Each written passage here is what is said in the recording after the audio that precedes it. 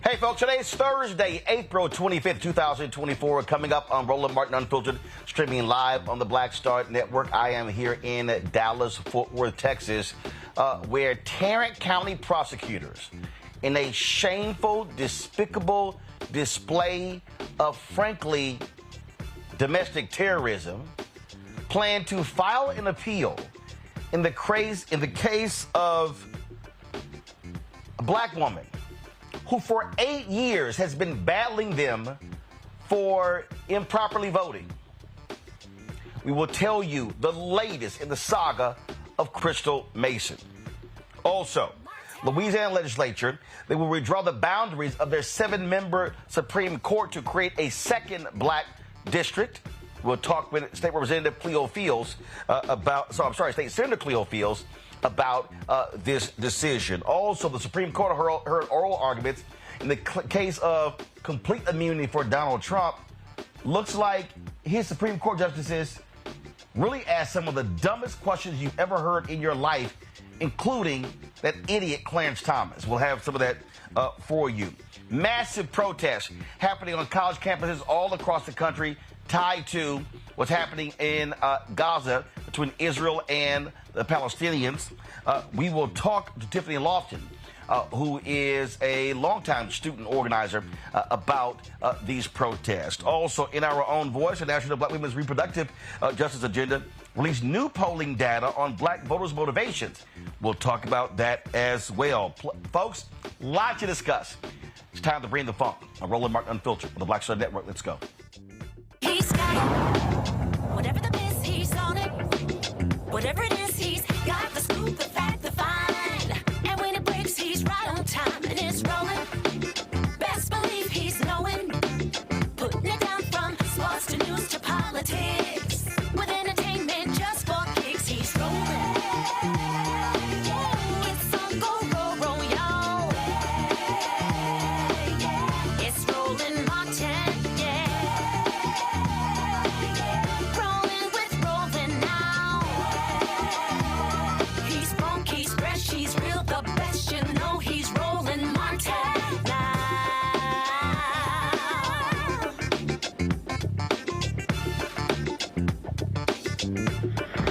Martin.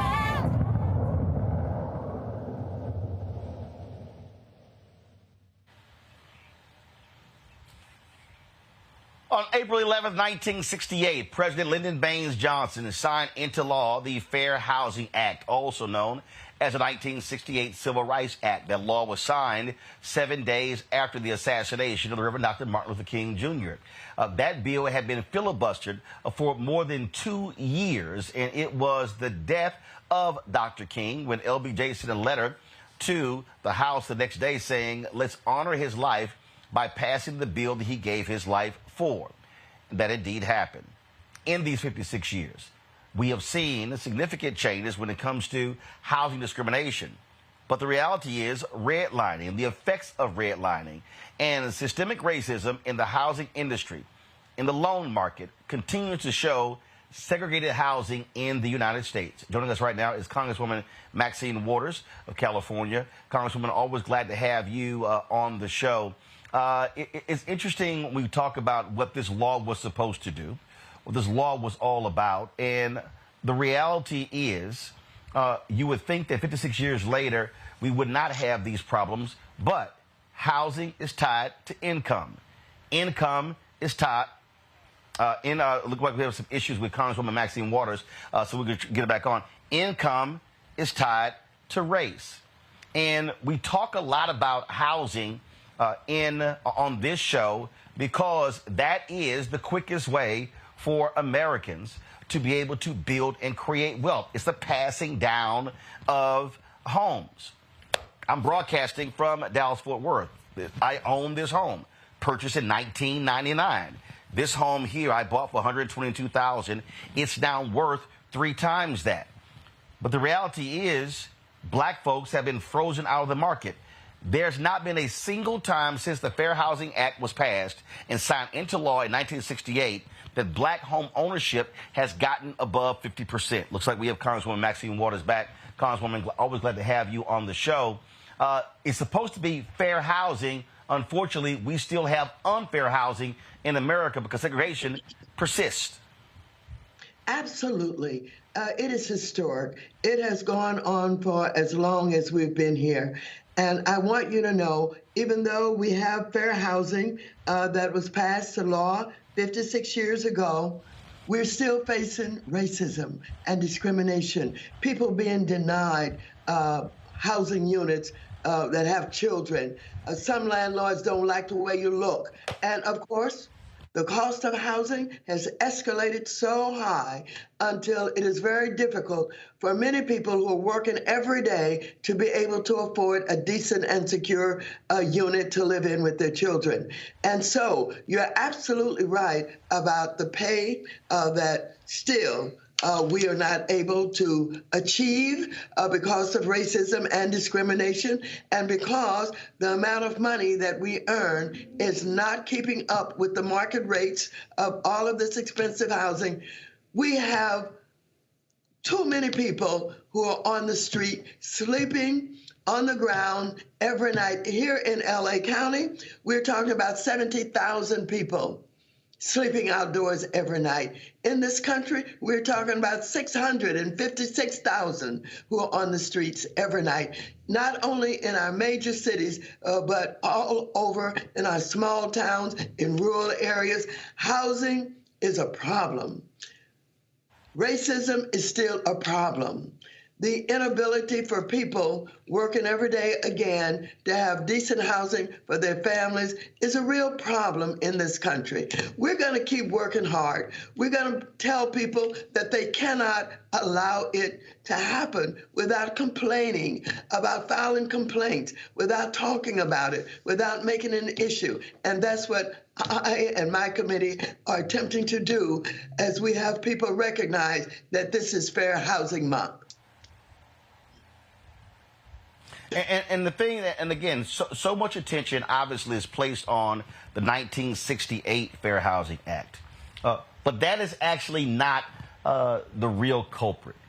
This year marks the 90th anniversary of the Federal Housing Administration.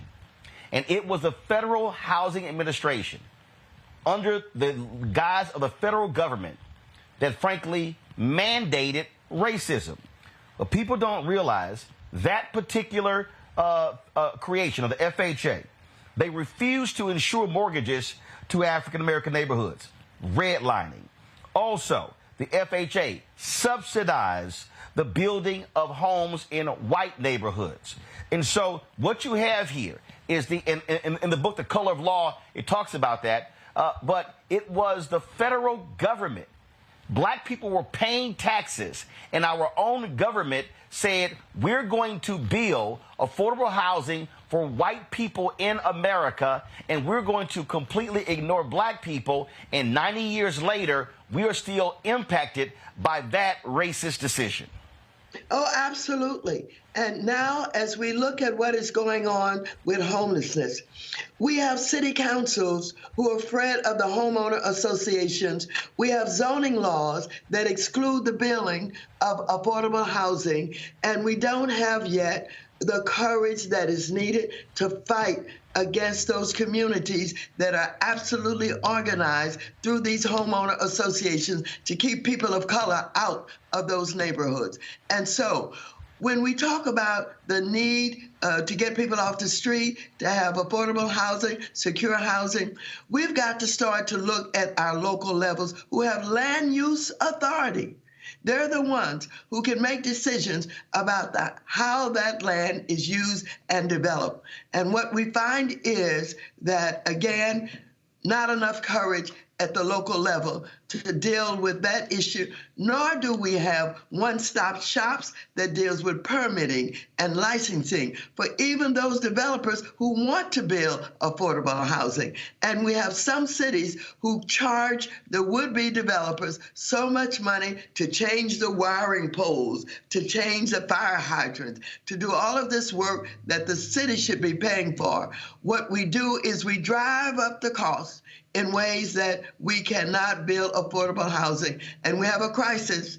We have a crisis. We don't have enough affordable housing. And even so, we don't have access to it because our city councils, for the most part, who have all this land use authority, are not using their power and their influence. And so we're fighting. We're struggling. You mentioned redlining. We've been fighting redlining for years, for many years, ever since I first started in office in California.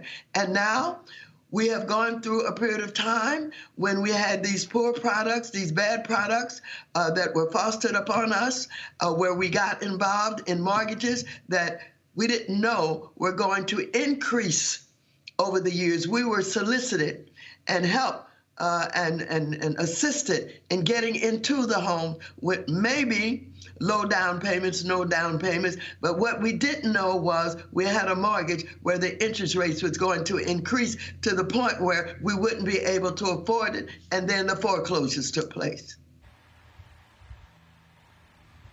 Last question for you, and that is this here. Yeah. Again, when they created the Federal Housing Administration, it was to confront the lack of housing stock in this country. What we know right now, and that is still the case. We know right now that we have under the number of homes created in the last decade and this decade. So what can the federal government do to actually increase housing stock in this country that will significantly help the demand? And what can be done to stop private equity from buying up all these homes? I have gotten calls, text messages, emails, notes in the mail for now 5 or 6 years trying to buy this house because private equity is going to own 40% of all homes by 2030. Well, a lot can be done. First of all, I have legislation, and our legislation says everyone who's eligible should get Section 8, should get vouchers. And right now we have people standing in line who have been waiting for years, and we have some who have gotten the vouchers and landlords who will not accept them and who will not take them. We're working on all of this. We're also working on trying to help some of our younger people get into housing by assisting with the down payments. We're doing everything that we can to watch the government so that we don't get into the kind of bad products that they fostered upon us that caused us to have so many foreclosures. We have bills that we are putting in, but we need a Congress that will support these bills. I want to tell you, Donald Trump, the MAGA Republicans, these crazies will not support affordable housing. They don't give a darn about the people who are working every day, who can't afford a decent place to live. They care about tax cuts to the richest people and corporations in America.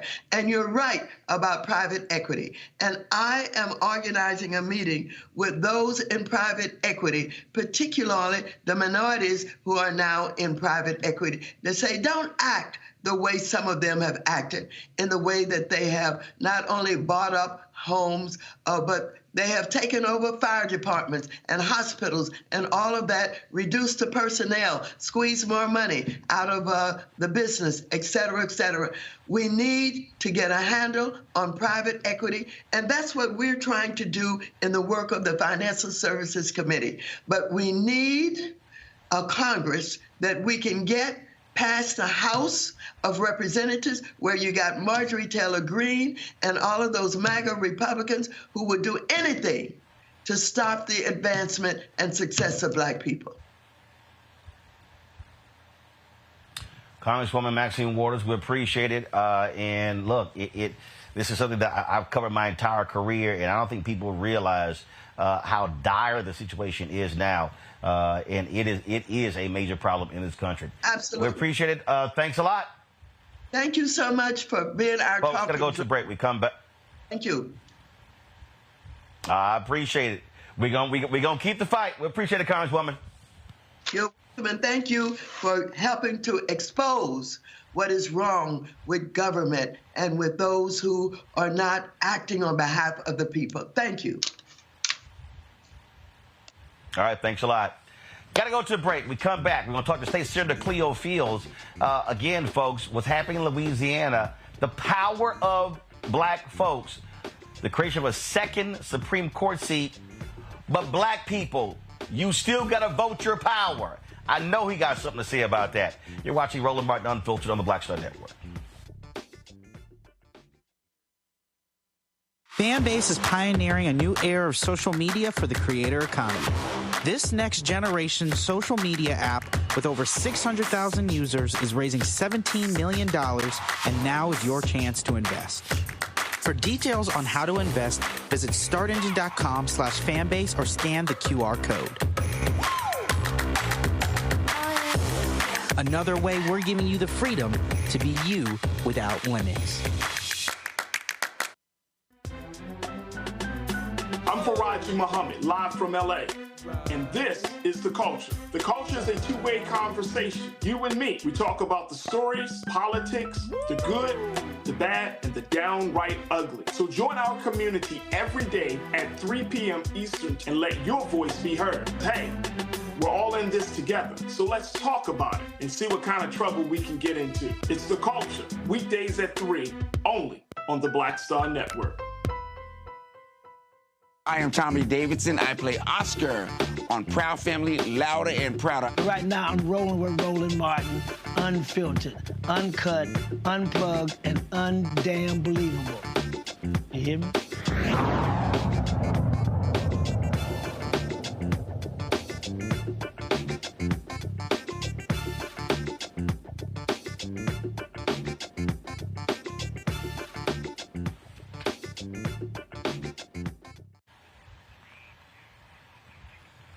I've told you numerous times on this show how important the Supreme Court is, not just on the federal level, but also among the state level. Well, for the first time in nearly 30 years, the lines are being redrawn in Louisiana.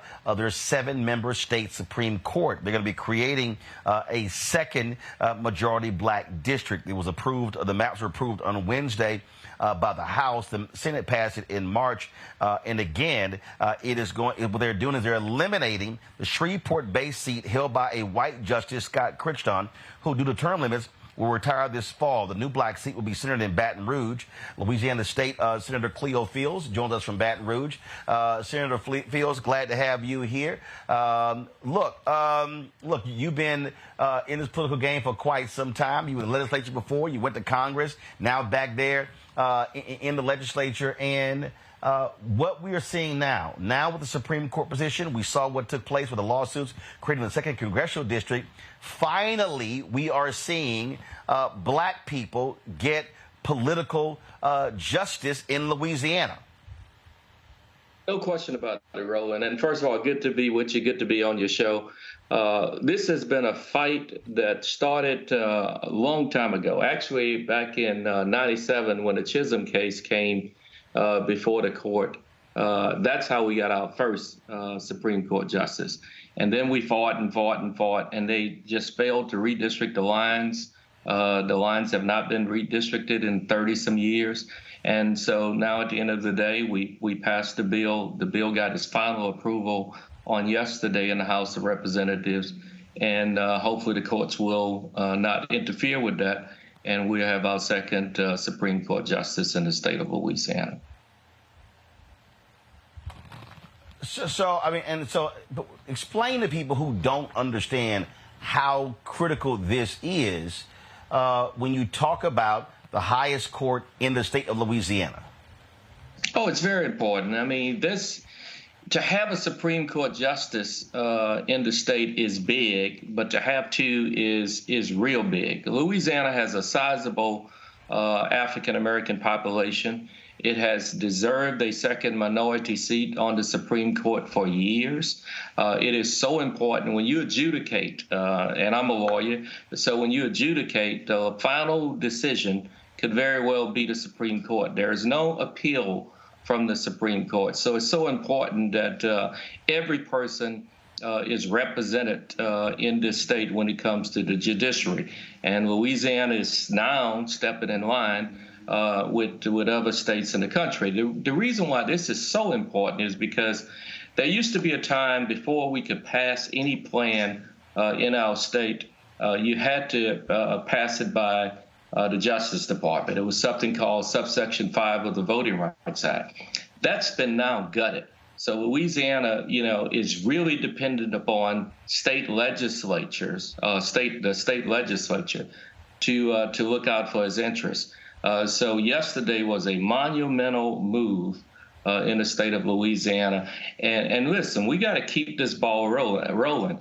And that's one of the reasons why, I heard and saw Maxine Waters, Congresswoman, on your show. That's why she fights so hard to pass the John Lewis Voting Rights Act.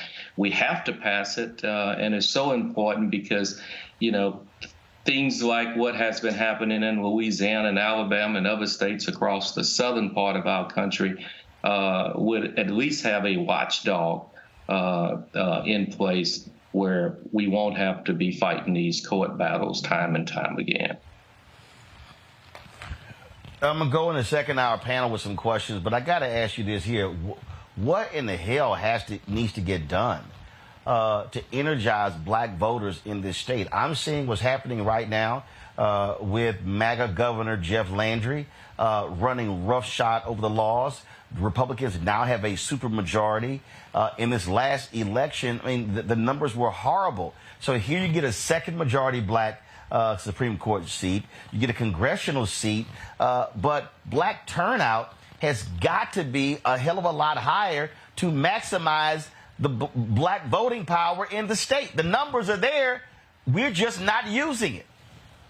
Numbers have always been there in Louisiana and in Mississippi and other states across the southern part. I still say we're undercounted. But it's incumbent upon us to get out and actually vote. I mean, we can have the numbers, but if we don't use them, that's a whole nother story. This past gubernatorial election, when we had Sean Wilson, I supported Sean, but the voters were just not energized. It's time for us to get voters energized, and they have to know that their vote can and will make a difference.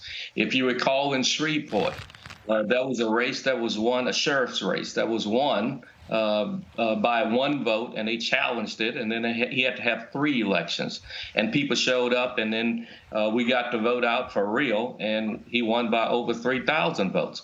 But it had to get to that point for people to realize the importance of voting.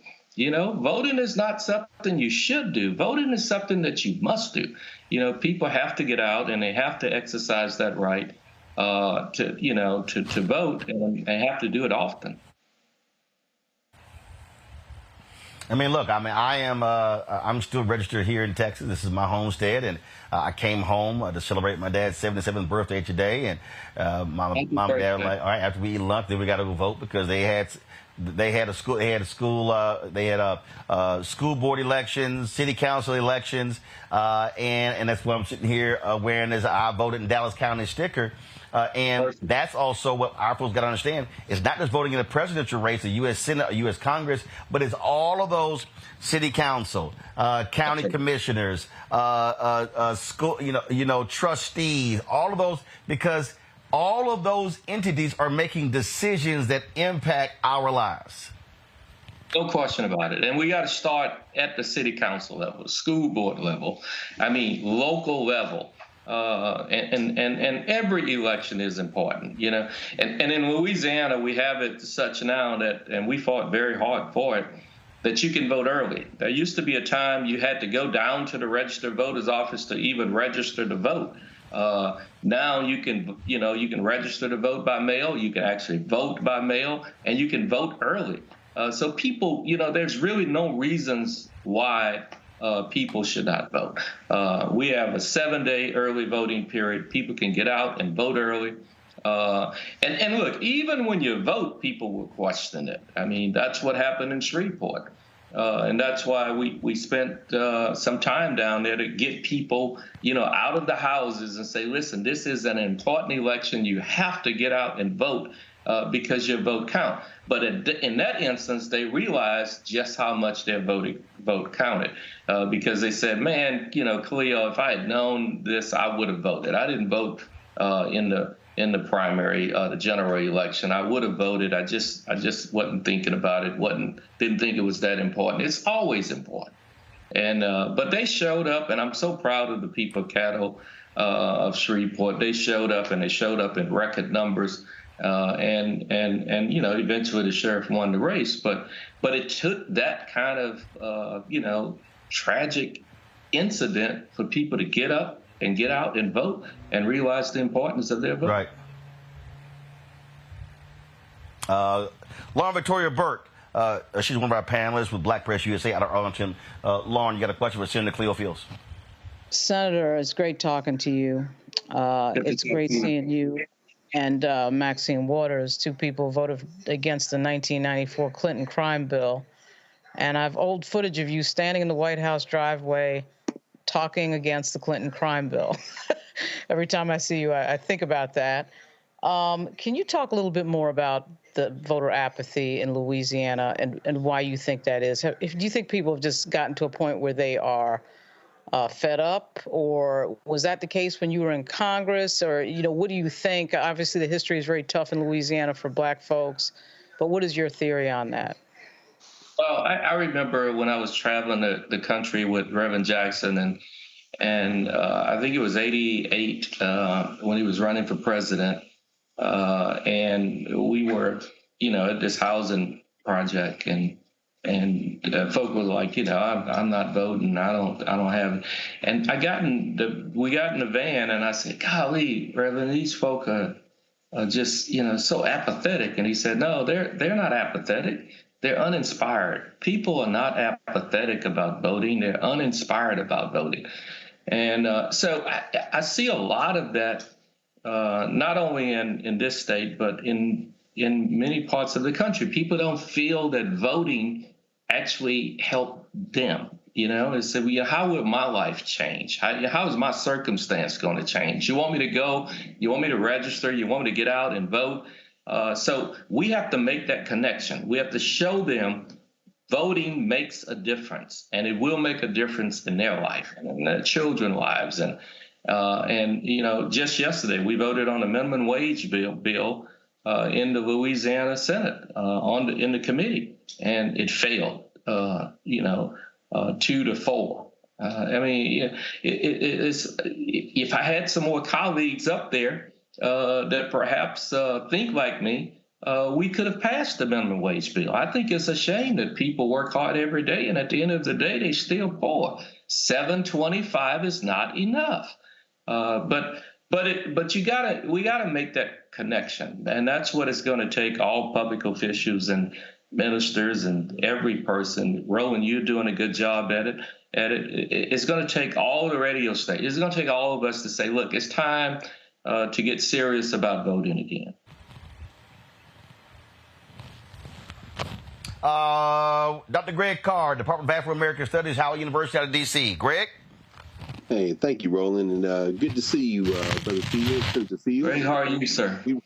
Yeah, I remember when you were student body president at Southern, around the same time I was student body president at Tennessee State. We've been following your fight for the people for a very long time, brother.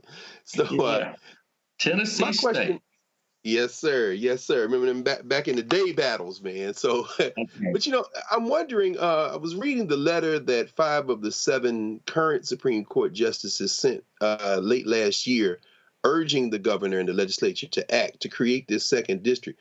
I'm wondering what you think is the play behind this clearly right-wing legislature and this MAGA governor in going ahead and advancing this legislation you propose. Are they trying to get away from and out from under, as the judges say in the letter, these two federal lawsuits?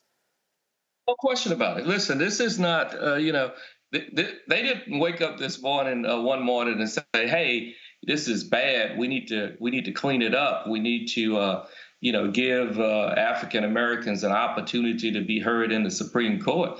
This was through litigation by the NAACP Legal Defense Fund and the Lawyers Committee on Civil Rights. They have been fighting this case for years in court, and I think the judge has made it very clear. Y'all need to probably settle this because you're going to lose it. They brought this subsection 2 claim years ago.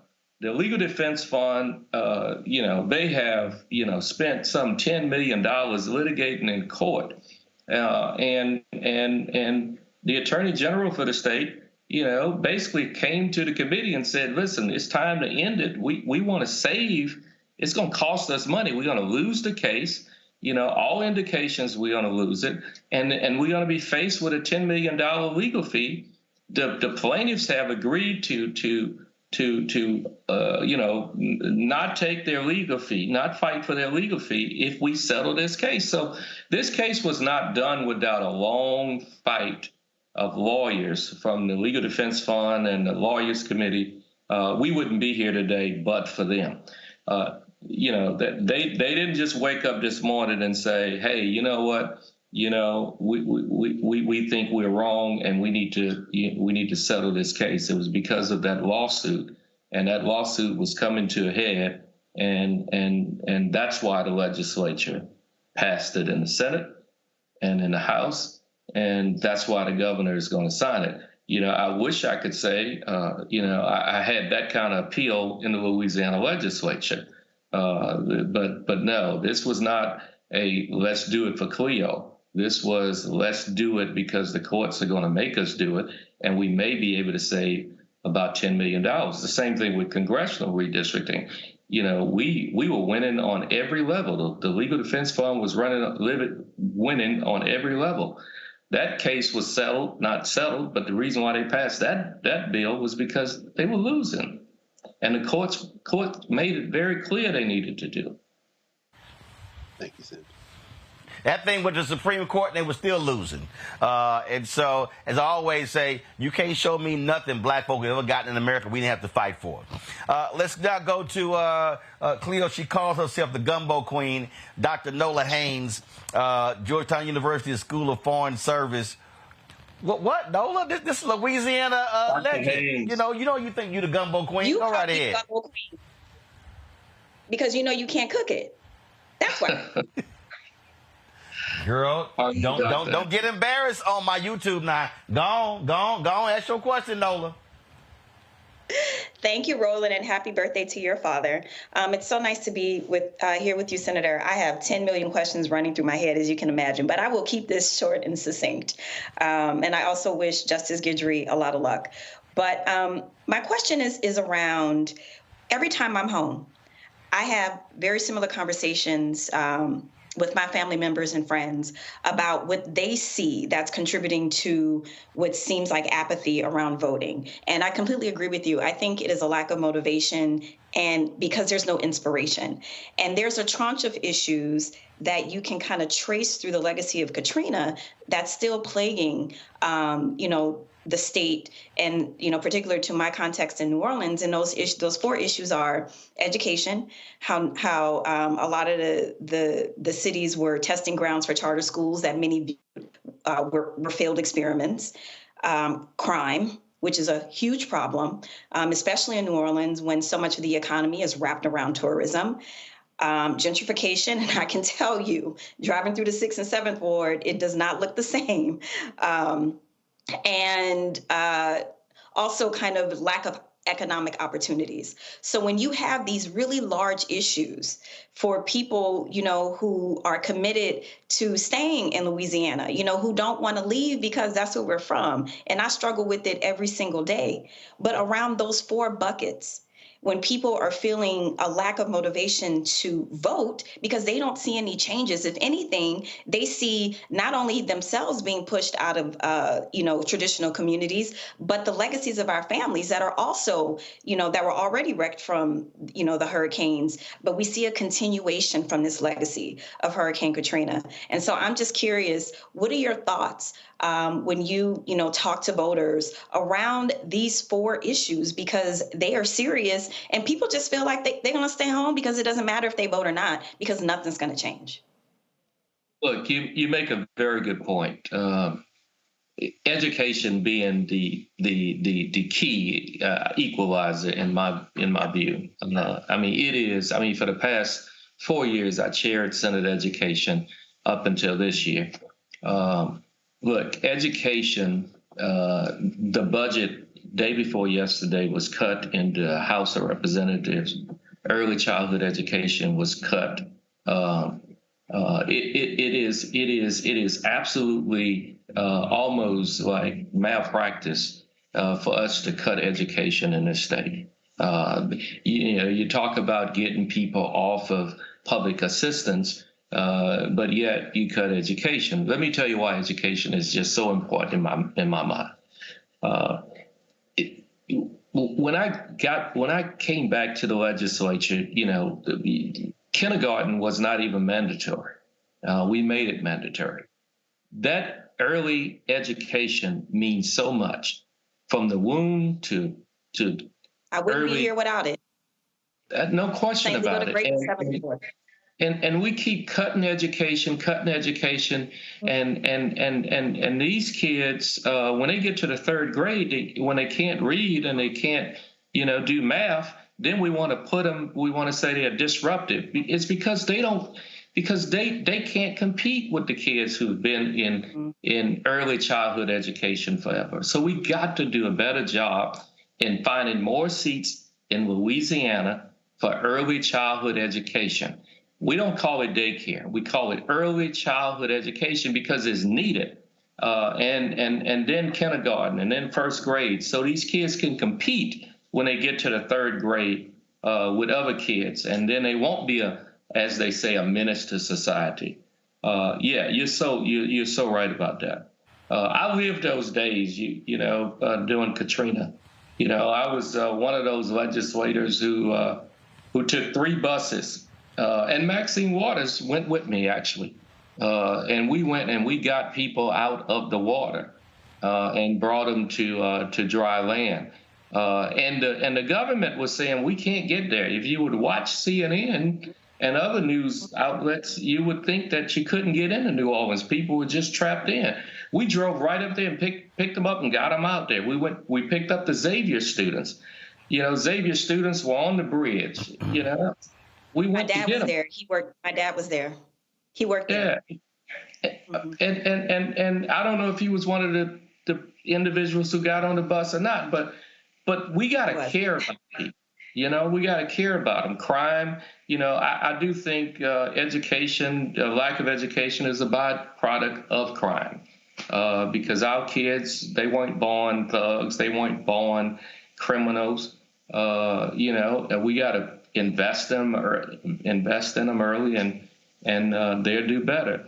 Economic development, we got to do better in creating better jobs for our citizens. We lose our kids. They graduate and they leave. You left.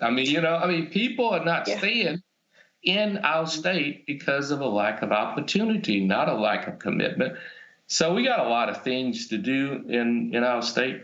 And it's good talking to you, and I hope we can get you back very soon. The Queen. Thank you. You can get her back, and you can definitely remind her how to fix some gumbo. All right, Senator Cleo Fields, always a pleasure to see you. Good to see you. She been selling wolf tickets. She keeps saying that stuff. She ain't never brought a pot by, but that's how that is. It's all good. Senator Fields, always a pleasure, my brother. Keep up the good fight. We appreciate you being on the show. Thank you. All right, folks, got to go to a break. We come back. We're going to talk about the protests happening on college campuses all across the country. Please support the work that we do. You can join our Bring the Funk fan club. Our goal is to get 20,000 of our fans contributing on average $50 each. That's $4.19 a month, 13 cents a day. You can join the Bring the Funk fan club. Send your check and money order, P.O. Box 57196, Washington, D.C., 20037-0196. Cash App, $RM Unfiltered. PayPal, R Martin Unfiltered. Venmo is RM Unfiltered. Zelle, RolandSMartin.com. RolandMartinUnfiltered.com. Don't forget, download the Black Star Network app, Apple phone, Apple TV, Android TV, Roku, Amazon Fire TV, Xbox One, Samsung Smart TV.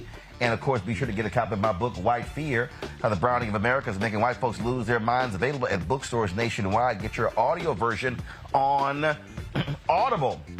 And I told y'all, just about 500 copies left of my book, The First, President Barack Obama's Road to the White House. I said, look, I'm not reprinting them, so if you want to get your copy, you better put your order in now. I posted a photo on social media the other day. I had about 100 or so copies that I had signed before I left home. And so if you want to get The First, guys, you should have the graphic. You want to get The First, what you should do is you should absolutely go to RolandSMartin.com/The First to get that. I'm going to personally autograph all of those copies. And so, yeah, yes, I was sitting here autographing 100 books before I left home this morning to come to Texas. All right, we'll be back in a moment. Next on the Black Table with me, Greg Carr. We welcome a towering intellect, activist, master theorist, prolific author, and unstoppable firebrand for change. The one and only Dr. Errol Henderson joins us to talk about his new book, The Revolution Will Not Be Theorized, Cultural Revolution in the Black Power Era. And this is what's going on in so much of academia and in some movement circles is an anti-Black nationalism. It's an hour of power that you don't want to miss. That's right here on the Black Table on the Black Star Network. Next on A Balanced Life, we're talking everything from prayer to exercise to positive affirmations and everything that's needed to keep you strong and along your way. That's on a next A Balanced Life with me, Dr. Jackie, on Black Star Network.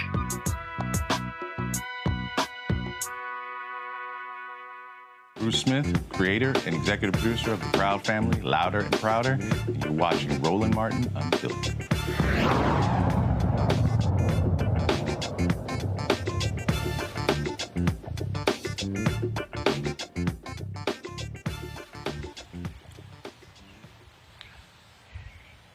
Protests in support of Palestinians have been taking place all across different college campuses. Columbia University, they have been protests all week. Now it's spread. MIT, it's gone to Emory. In Atlanta, you've got University of Texas, USC, on and on and on. And what's interesting is how these protests are being framed here in Texas. You got the governor, frankly, saying anybody who protests, they're all criminals. But I thought this was supposed to also be the First Amendment right to speak. In Atlanta, protesters were met with force on the Emory campus. Like other students, they're calling for colleges to divest the funds from Israeli military operations. Some Jewish students on the campuses have called the protest anti-Semitic and said they're scared for their safety. Again, these protests have taken place Columbia, Harvard, University of Texas, USC, and others. Tiffany Loftin, National Labor and Education Organizer, joins us from California. Tiffany also formerly headed the U.S. Student Association, right, Tiffany? Yes, sir. So here's the thing. I was communicating today with someone about what we're seeing, and one of the things they said that's happening that's happening there in Columbia is that people are forgetting exactly why there are protests. And so apparently Columbia University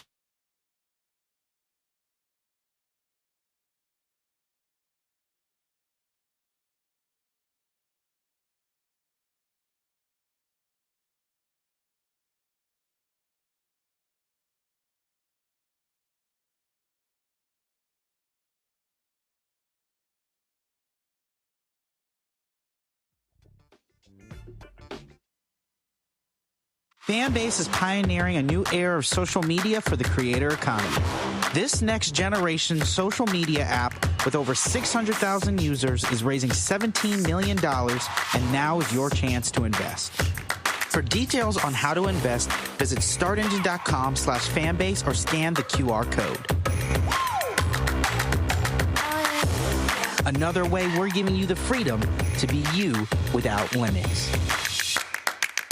On the next Get Wealthy with me, Deborah Owens, America's Wealth Coach, have you ever had that $1 million idea and wondered how you could make it a reality? On the next Get Wealthy, you're going to meet Liska Askalise, the inventress, someone who made her own idea a reality and now is showing others how they can do it too. Positive, focusing in on the thing that you want to do, writing it down, and not speaking to naysayers or anybody about your product until you've taken some steps to at least execute. Liska Askalise on the next Get Wealthy, right here, only on Black Star Network.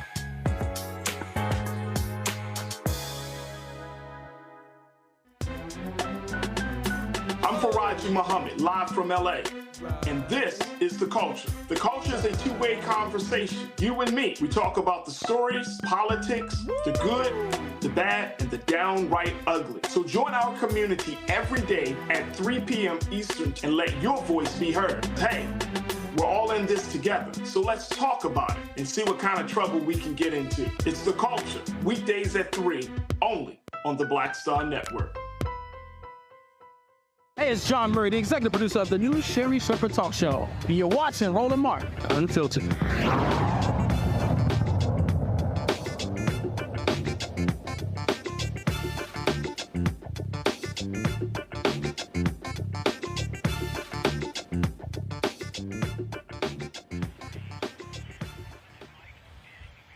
All right, folks, there was some interference outside with the wires here, but it's all good. All right, we're back to Tiffany Loftin. Tiffany, this was interesting.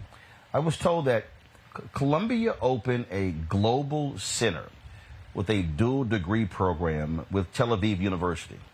40 students are enrolled. The problem is Palestinian students can't enroll or use the program. And the students in the original letter, they were demanding that the university end this program. Also, because of Israeli policies, it restricts Palestinians students from accessing or visiting the global center. So what someone said is, it said, so Columbia essentially knowingly constructed a Jim Crow educational program. That was the reason for the original protest. What you now see this back and forth. You hear people saying, that even if you're protesting is anti-Semitic, part of the issue you also have is on some of these campuses, you don't know who's actually a student, who are people from the outside. And so now this thing is all over the place. What are you hearing? And now you got Republicans showing up at Columbia. Now that the Proud Boy, how you got the racist Proud Boys rolling up to Columbia trying to fight anti-Semitism with their racist ass. Right. I mean, this is what you're now dealing with these protests.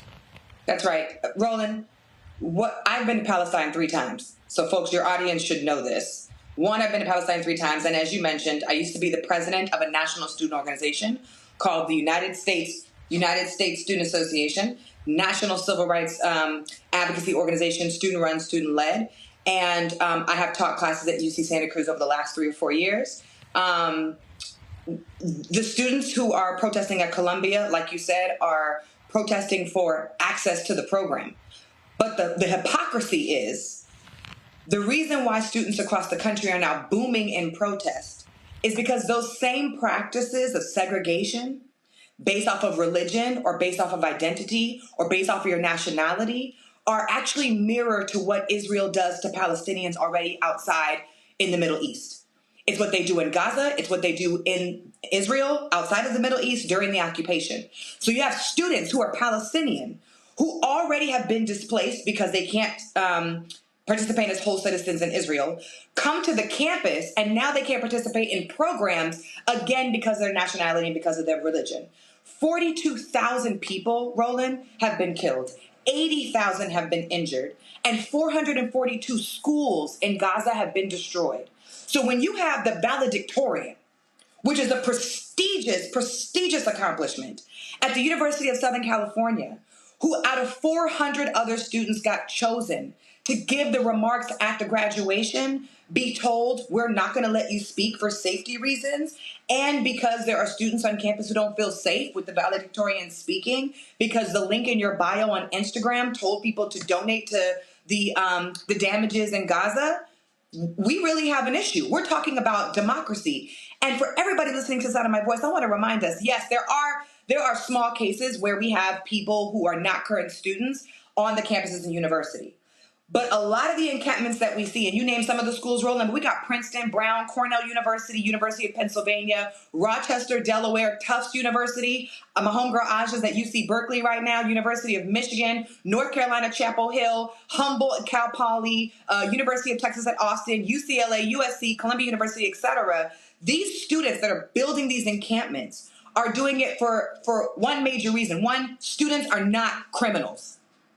So we are watching students live document their experiences with police officers on horses, with batons. Students at Emory University just got tased. 400 plus students across the country have now been arrested, and now they're trying to fundraise money to bail these students out.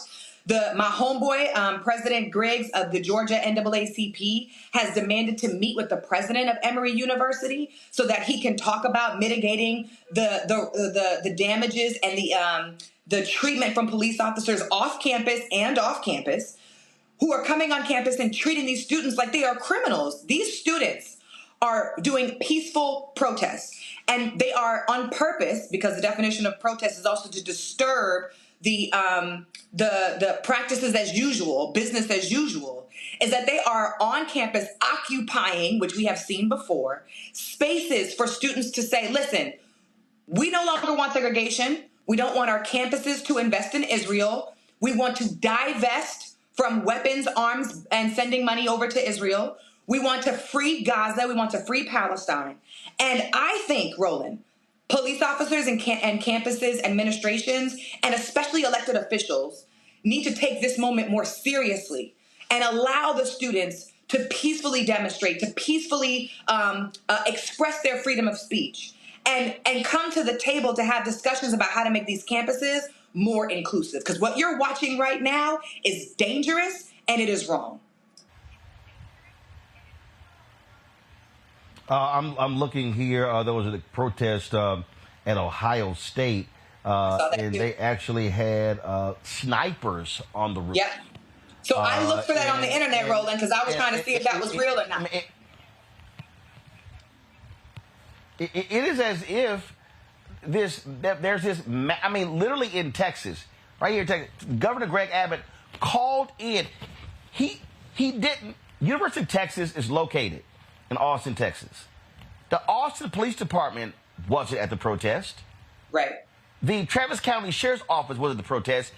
The governor literally called in Department of Public Safety state troopers from several cities to come into the campus. And so these folks are literally trying to crush dissent. That's right. We've also seen rumors, Roland, that that the federal government is thinking about calling the National Guard in to dissent to break up these students and to end the encampments. But I've also seen a video, Roland, of so hold on one second. So the federal government can't do that. So what has to happen is a governor of a state has to request the National Guard. So a governor. So if it's in New York State, Hochul has to make that request to the federal government. In Texas, same way. And so the feds can't unilaterally send the National Guard into a state unless the governor makes the request. Go ahead. That's really helpful for students to know right now. And I think all the information around the legalities, the fundraising, the legal processes are really important for us to share with students who, mind you, some of these students were attending campuses and university during the pandemic and have no idea what it's like to be able to organize on a university or on a campus. So all the information and all of the knowledge that we have about how to make sure they first stay safe, and two, that they're able to demonstrate and exercise their right to freedom of speech is really important. I saw a video, Roland, in Washington, D.C., of faculty from different schools coming together and literally holding arms with each other, surrounding the student encampment in order to say, we are standing in solidarity with these students and we will protect these students because they have every right to be angry, they have every right to demonstrate. And the power, right, of what is happening right now with student leadership across the country, doing this in unison and showing up in encampments when the government is now trying to ban TikTok, I think just demonstrates the strategic capabilities of young people across the country to organize for one cause and one movement. Now, in every state and every school has different relationships to Israel, has different rules around divestment, have different demands, but the cause in of itself is the same. And you see students rocking keffiyehs on their campuses. They are spending the night at their schools. Community members are coming in to pass out water and pizza and face masks and sleeping bags and blankets and et cetera to support these students in their cause. And it's so important that we give students a space. This is how I got into organizing, Roland. It wasn't necessarily through a protest for Palestine, but I got involved because somebody hung a noose on my campus when I was running for student body president. And if it had not been for the students at that school who stood with me in solidarity when the regents rose our tuition, if it had not been for community members who came to the campus to support students when they hung the noose at my school, when they told us that we couldn't mass mobilize and hold protests to keep ourselves safe or to demand change on campus, I would not be a national leader right now. I would not have been the national director of the NAACP. I would not have been a national organizer in labor. I would have not have been a national organizer for student loan debt cancellation. So what we're seeing right now is really empowering.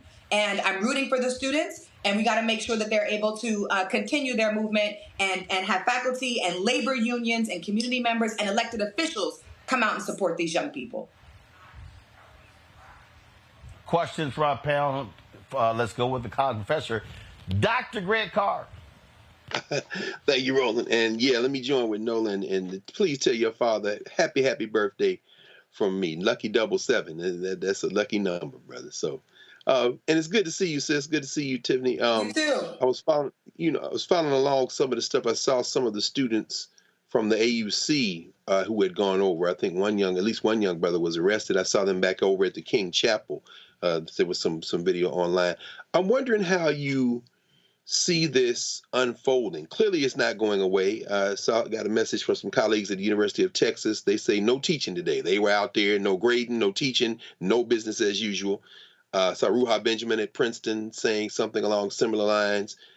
Do you see this unfolding, perhaps not the same, but in a similar arc, given that the Democrats will be in Chicago this summer, as the anti-Vietnam War efforts in '68, which of course some people would say led to the riotous convention in Chicago in 1968 with the racist Daley, and perhaps the return of Richard Nixon.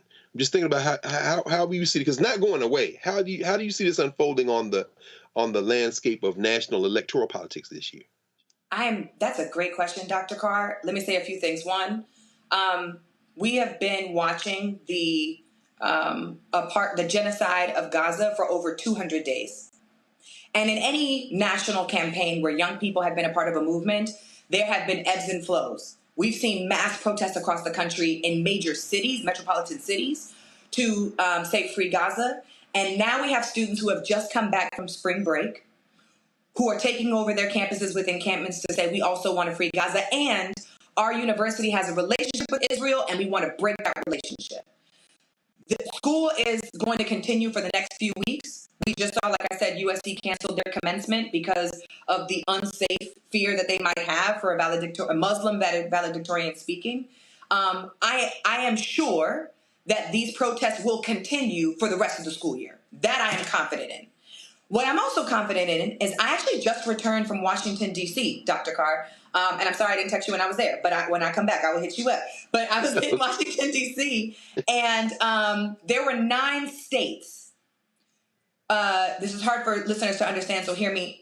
Where school systems, university school systems exist, there are what we call statewide student associations. What those are student governments from all of those schools in the school system forming an organization.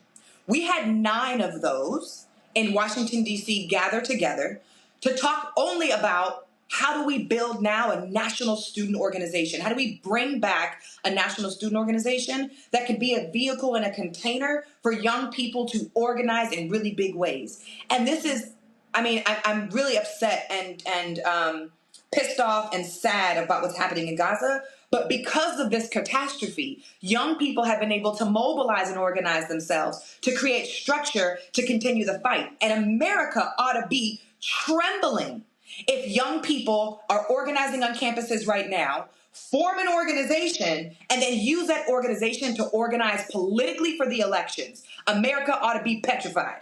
And so I think once this organization takes off, because of the momentum, young people are now looking for a political home to be a part of, that it matches their values. And Dr. Carr, you and I could talk about this all day, and Uncle Roland, we've texted about this. There are a lot of organizations right now that young people feel like cannot be their political homes because they don't identify with the values of the leadership of that organization. So if they can't find it, they're going to build it. And if they build it, this year's elections are going to suffer if they do not match the needs and the demands of what students are saying right now. Thank you, too. Yes, sir. Noah. Thank you so much, sis, for doing the work that you do. And, you know, I have so many intersections where this hits home. I got my PhD at USC. I did not have a great time at USC. I got my undergrad at UCLA, and I went to Harvard, and I'm a professor at Georgetown. There's a lot of intersecting things for me that's happening, you know. And, you know, on the other side of things, I'm also a national security and foreign policy expert. And so when this whole situation first started at USC, and when I first saw it in the news, I said, oh, Lord Jesus, today, please give us strength. And when that young woman was denied being able to speak, and the messaging that went out, that USC put out, I was so upset as a security professional because I thought that it failed not only the student body, but it failed the American people by not saying, what are those security threats? Now, in my mind, the first thing that I went to was, okay, a day or two before that happened, no, I need to add. Said the amount of terrorists. No, hold on. I need to add, USC came in about an hour ago. So USC has decided there's not even going to be a commencement now. Oh, yeah, I said that. I know. Yeah. They're canceling the entire commencement. First, they canceled the valedictorian. Then they canceled guest speakers. Now they canceled the entire graduation. She couldn't speak. I get all now they like, still. Like, I know. I mean, it's crazy. And you know what I think they should do? I think they should hold their own graduation. They should hold their own graduation. Here's the context thing that I'm really, really upset with. If there's a security concern, let us know. What is it? The students not only need to know what that is, but everybody else, if you have not met social media, need to know what that is too, because the FBI absolutely did come out and say that terrorist threats, that the rise in threats are very real, and we need to take those into serious consideration. Is that what it's about? I want to know. I still have questions. What are these security concerns? So that's the first part of it. As you know, having been at USC for 6 years and having my own situations that happen to me and what's happening to students, and some of those students, and we need to keep in mind, these are babies that are still suffering from quarantine. Yeah. Okay. So they have still not had experiences in terms of, you know, experiencing college life or high school life. And now you're taking this away from them. That is going to leave a scar. That's one part of it. The other parts, in terms of the way that this has spread to other universities, and when I read the demands, I'm getting to my question, I promise. As a UCLA student, the UCs have a long tradition of protesting, and honey, I was one of those students protesting for any and everything when I was an undergrad. So there is precedent for universities divesting from things like apartheid. There's precedence there, right?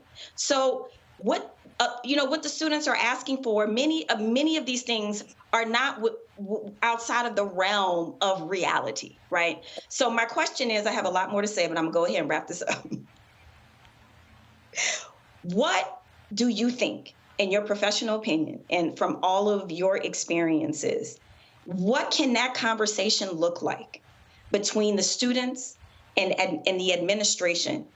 What do you think needs to happen for there to be some sort of diplomatic endeavors, some sort of consensus, some sort of agreement? Because to see semi-automatic weapons pointed at students on campuses that I grew up on, that I taught on, breaks my heart in so many directions I cannot even begin to express. In your professional opinion, what do you think next steps are? What needs to happen? So that's a great question, and I won't pretend Answer that to question. know. Huh? What did you say? I didn't hear you, Aunt. I said, I'm glad we finally got to that question.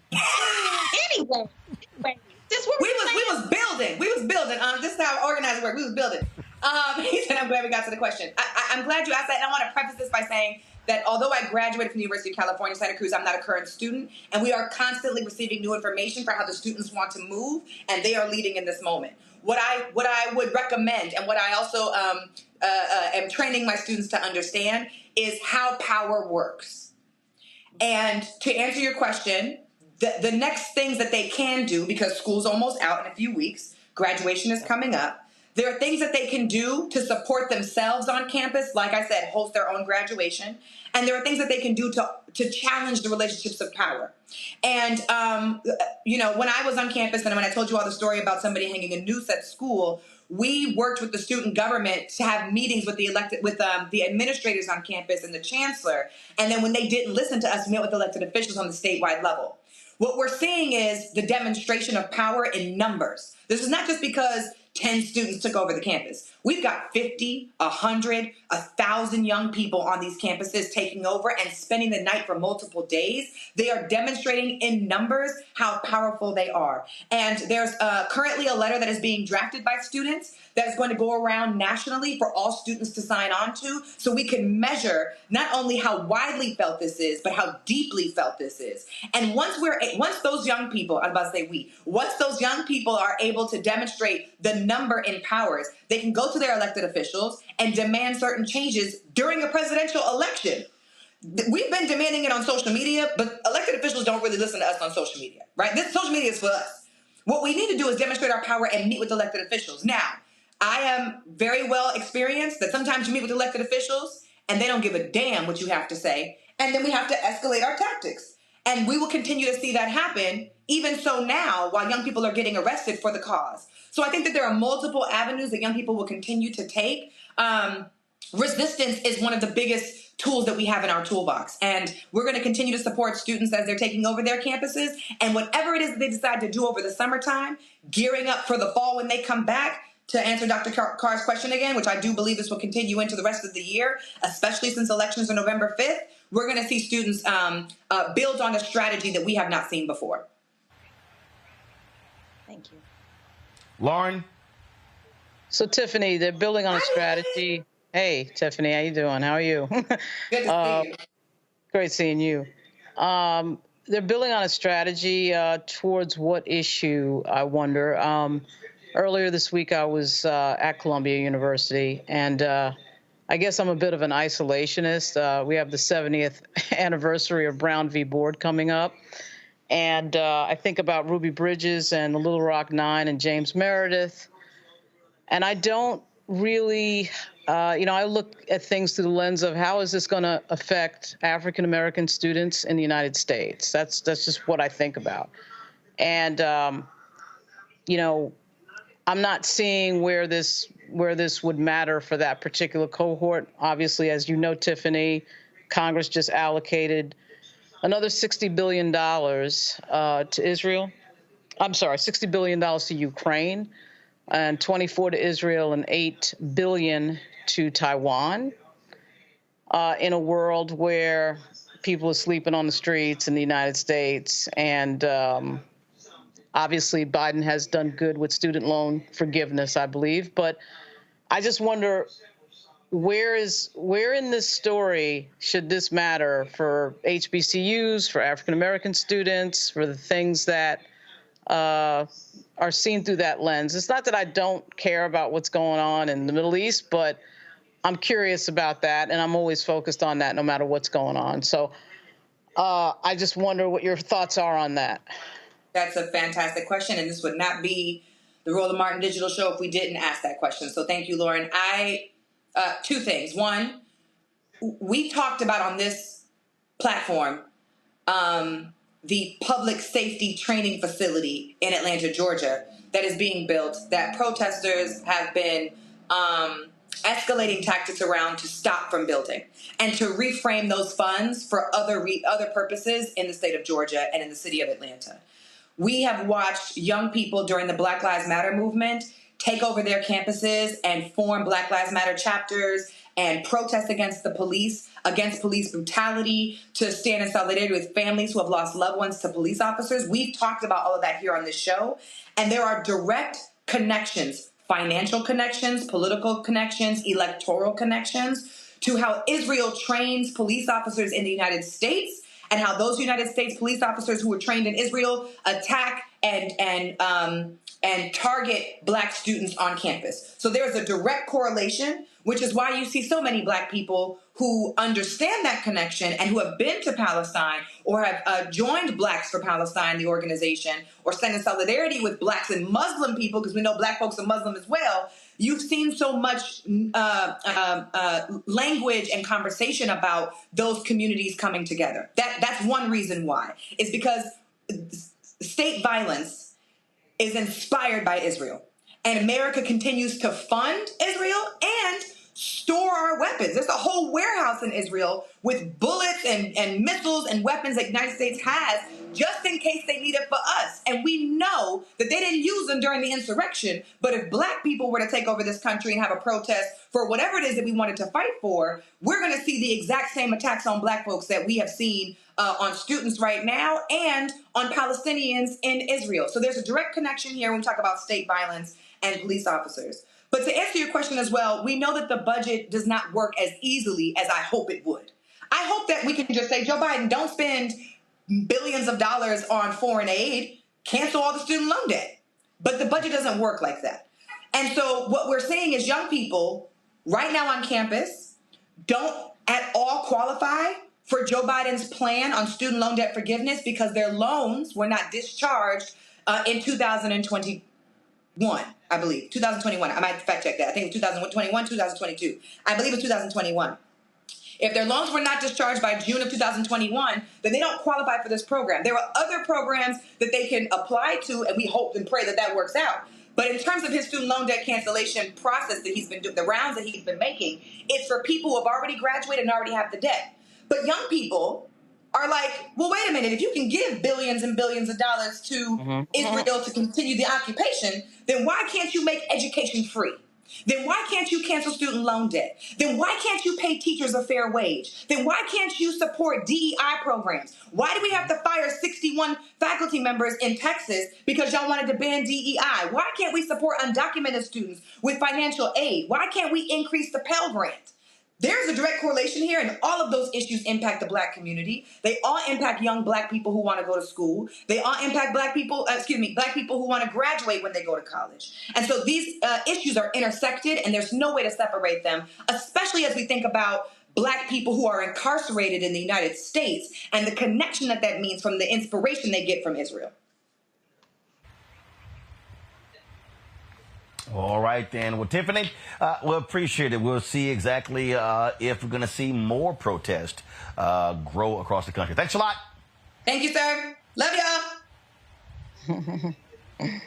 All right, then, folks. Crazy day. Supreme Court listened to oral arguments regarding the absolute immunity argument of Donald Trump and his lawyers. Some of the questions from these conservative justices were insane.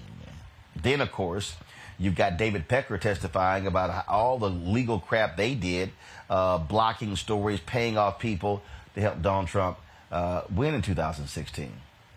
and people are actually still supporting this shameful, despicable, evil man. We'll break it all down. You're watching Roland Martin Unfiltered on the Black Star Network.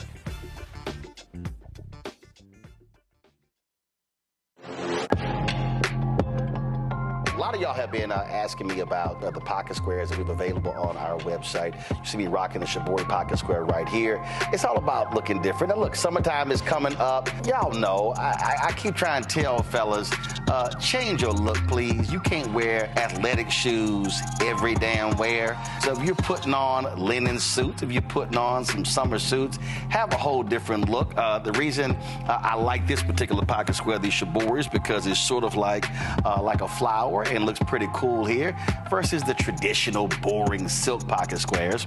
But also I like being a little different as well. So this is why we have these custom-made feather pocket squares on the website as well.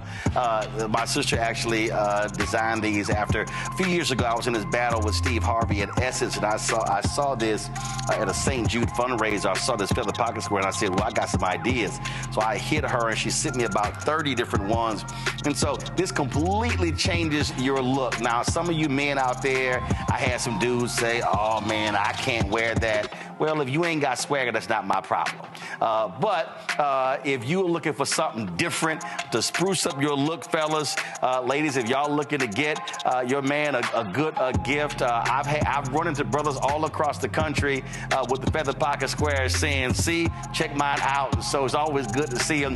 And so this is what you do. Go to RolandSMartin.com/pocket squares. You can order Shibori pocket squares or the custom-made pocket squares. Now, for the Shiboris, we're out of a lot of the different colors, and I think we're down to about 200 or 300. So you want to get your order in as soon as you can, because here's what happened. I got these several years ago, and the Japanese company signed a deal with another company, and I bought them before they signed that deal, and so I can't get access to any more from the company in Japan that makes them. And so get yours now.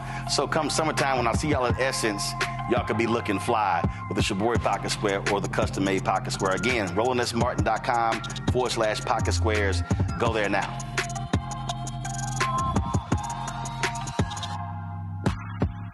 Me, Sherry Shepard, and you know what you're watching, Roland Martin Unfiltered.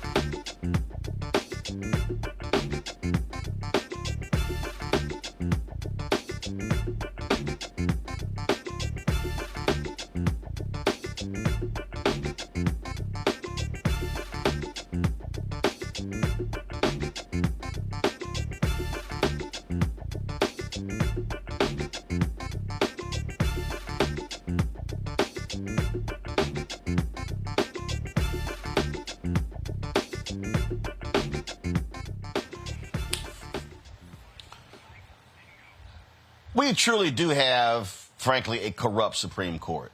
Today, oral arguments were heard regarding Trump's claim of complete immunity. And I swear, the questions from these conservative judges, Clarence Thomas, Sam Alito, Neil Gorsuch, Brett Kavanaugh, even Justice John Roberts, you're shaking your head going, are y'all serious? Are you literally serious? This idiot Clarence Thomas came out of the gate. First of all, why is he even hearing the case, considering he's married to somebody who's an insurrectionist? Y'all, Lord have mercy. Okay, all right. Check this out, okay? We're going to first play you a soundbite. This is Justice Ketanji Brown Jackson, one of the sane folks. That's more worried about. You seem to be worried about the president being chilled. I think that we would have a really significant opposite problem if the president wasn't chilled. If someone with those kinds of powers, the most powerful person in the world, with the greatest amount of authority, could go into office knowing that there would be no potential penalty for committing crimes.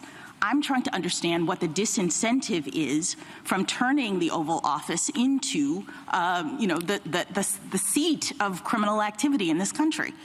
I don't think there's any allegation of that in this case. And what George Washington said is, what Benjamin Franklin said is, we view the prosecution of a chief executive as something that everybody cried out against as unconstitutional. And what George Washington said is, we're worried about factional strife, which will. No, I'm also. Let me put this worry on the table. If the potential for criminal liability is taken off the table, wouldn't there be a significant risk that future presidents would be emboldened to commit crimes with abandon while they're in office? It's right now the fact that we're having this debate because OLC has said that presidents might be prosecuted. Presidents from the beginning of time have understood that that's a possibility. That might be what has kept this office from turning into the kind of crime center that I'm envisioning. But once we say no criminal liability, Mr. President, you can do whatever you want, I'm worried that we would have a worse problem than the problem of the president feeling constrained to follow the law while he's in office. I respectfully disagree with that because the regime you've described is the regime we've operated under for 234 years. There has. All right, folks, here is Supreme Court Justice Sonia Sotomayor. Malum in se is a concept long viewed as appropriate in law, that there's some things that are so fundamentally evil that they have to be protected against. Now, I think, and your answer below, I'm going to give you a chance to say if you stay by it.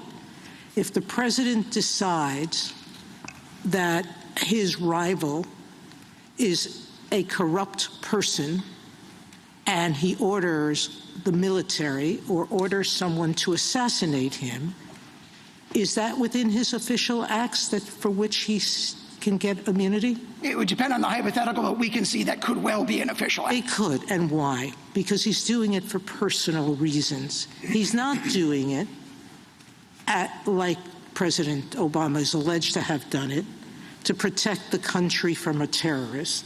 He's doing it for personal gain. And isn't that the nature of the allegations here? That he's not doing these acts in furtherance of an official responsibility. He's doing it for personal gain.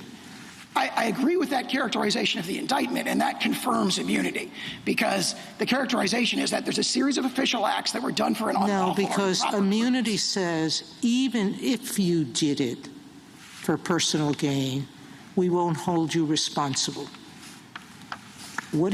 How could that be?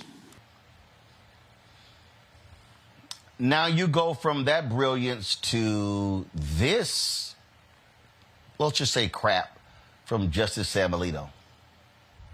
I'm sure you would agree with me that a stable democratic society requires that a candidate who loses an election, even a close one, even a hotly contested one, leave office peacefully if that candidate is the incumbent.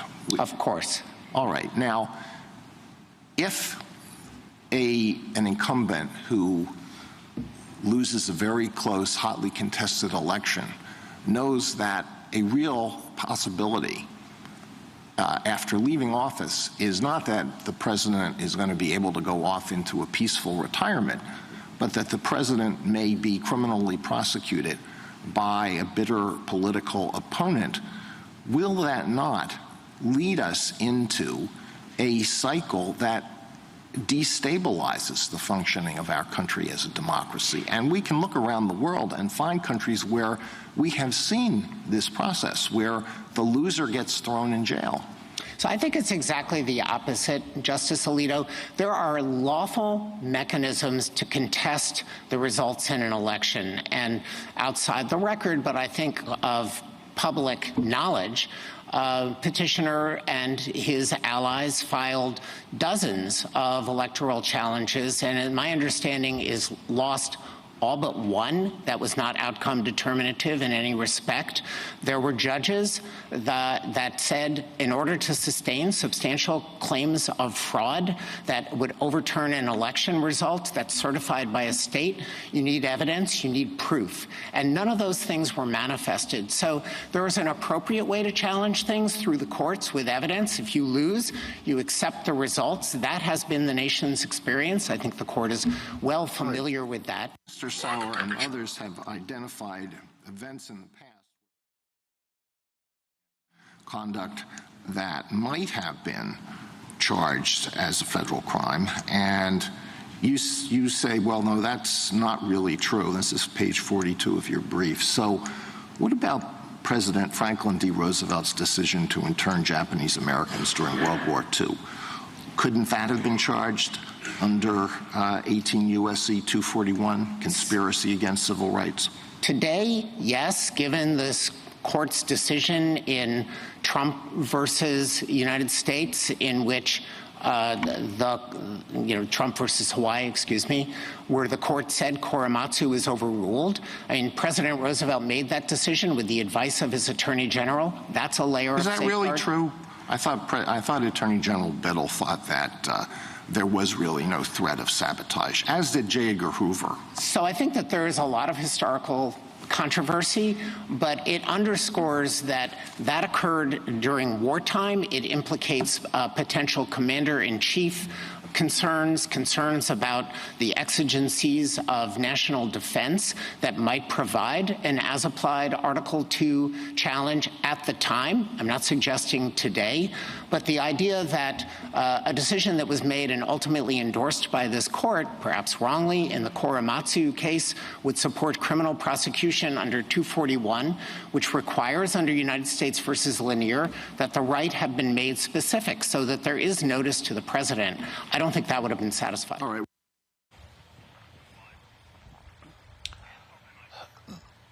Lauren, is it me or the conservative justices nuts? Yeah, I mean, at the end of the day, what we're listening to is an argument about whether or not Donald Trump can do whatever he wants, whenever he wants, to whomever he wants, right? That's what Sam Alito wants to check for everybody. Whether or not Donald Trump can just do anything, anytime, anyplace, whether it's assassinate other people, whether it's, call for an attack on the U.S. Capitol, whatever. We just want to know that. I mean, that is the backdrop of what we're talking about. A U.S. president that incited an attack on the United States Capitol. It's incited an attack on the legislative branch to block the certification of his opponent who beat him by 8 million votes. And these guys are up here talking about this like it's past assault. That's the line that they've moved us to, that this is normal conversation. And Sam Alito is an absolute trip. But, it's all for Donald Trump. It's all for the tiki god of Donald Trump. It's all to please Donald Trump. And it's the audience of one theory once again. Sam Alito wants to make sure, and Clarence Thomas wants to make sure that Donald Trump can hear what they're saying and make sure that everybody knows in Trump world and MAGA world that we're standing up for Trump. So this is going to be an interesting decision, because I actually think they may go in Trump's favor. I mean, you're sitting here and you're listening to a Trump lawyer, Nola, say, hey, he can actually have Navy SEAL Team 6 kill a political rival. Right. Sure. Not a problem. Right. I mean, this is insane. This is crazy. Right.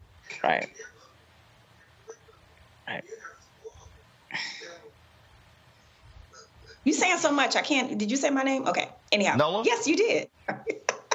Yeah, you know what? saying. This is for many years, I TA'd and co-taught law policy, a law and policy class at USC, as we're talking about young folks. And one of the things that students will constantly say over and over, how can any fair adjudication ever happen when the starting point is, oh, this is a liberal judge and oh, this is a conservative judge? So the starting point, let's start there with the problem of you can talk about this in terms of being a constitutionalist or a traditionalist, but at the end of the day, you're going to find something that fits your ideology that already exists. And there are particular judges on the Supreme Court that were handpicked by Donald Trump just for this reason. And it was not kept a secret. It was in plain view, in plain sight. Trying to pregame it for a situation just like this. So the conversation, while it is around this particular situation, is a lot larger than this.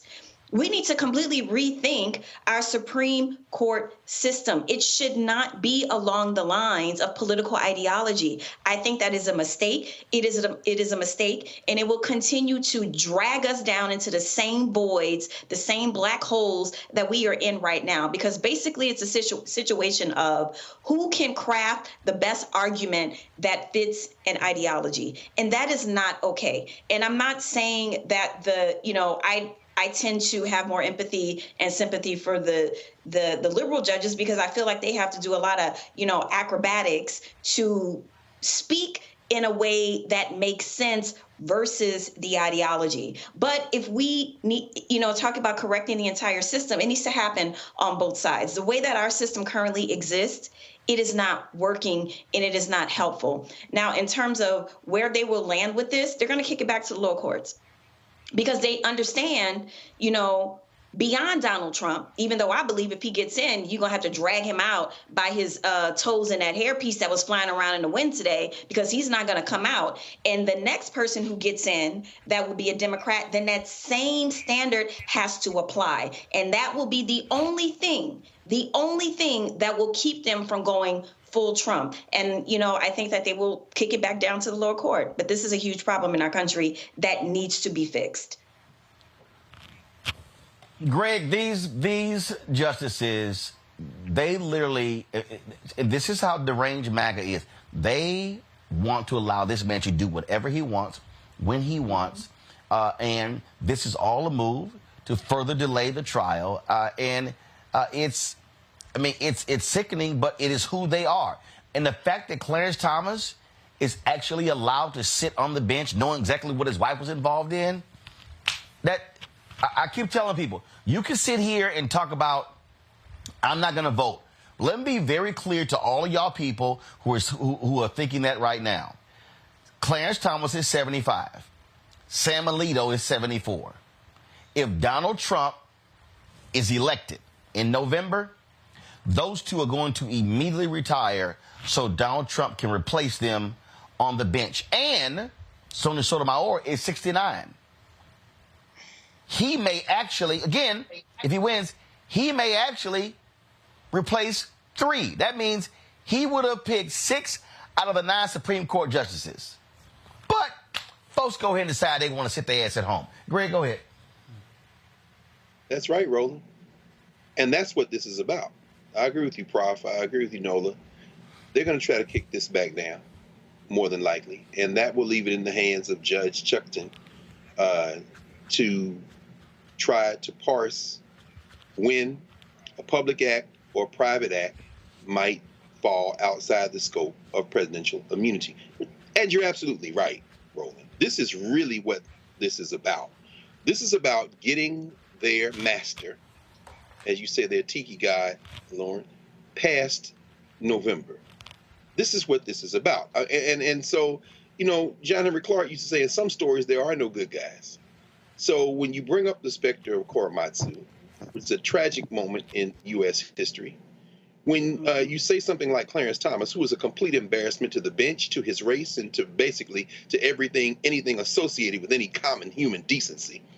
Clarence Thomas brought up the Bay of Pigs today and said there were no prosecutions after the Bay of Pigs. And the lawyer had to remind him, well, there's a doctrine called a public authority defense. So when you see a president who acts in a way that you might not agree with, he's protected from prosecution for overseas acts. And that was kind of like in the same vein, a similar vein as you heard the reply to the Korematsu case. But as a black person, you know, I can sympathize with the idea of illegal actions or immoral actions. And you heard Sonia Sotomayor refer to a Latin phrase, malum esse. Malum in se in the law means it is evil in itself. It's a moral wrong, regardless of whether it's illegal or not, or whether it's legal by a legal standard. It is wrong in itself. Well, that's what we're facing here.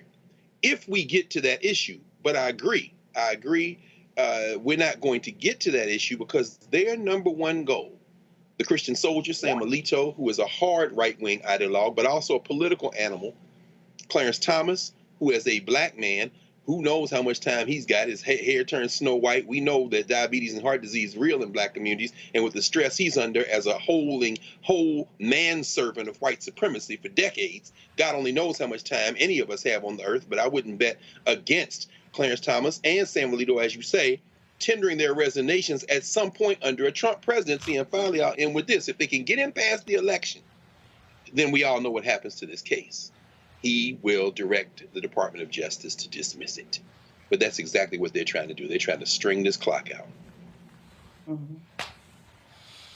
And that is the case. All right, folks, I got to go to a quick break. We come back. Another poll that focuses on African Americans that mainstream media probably is going to ignore, but we won't. We'll talk about that next on Roland Martin Unfiltered on the Black Star Network. Now streaming on the Black Star Network. I was just in my backyard. I was manifesting about life. I said, I would love to come back because it was a great time, and these kids need that right now. They need that male role model in the schools, I think. Even on TV. Yeah. Because people are scared to go into the high schools. You know, the high school, you know what I mean? I would love to bring it back, and I think we can bring it back. You know, what do you think? I think we'll ask the people, we'll ask your people. We'll do a poll. Y'all want to hang him, Mr. Cooper? Yeah, I say, let's go. We all look good. You know, Ollie looked good. You know, Raven looked the same. Marquise, Don Lewis. It'd be funny to have the bullshit you see out there on TV now. God damn. What the fuck? What happened to TV? It's some... I'm like, oh my God.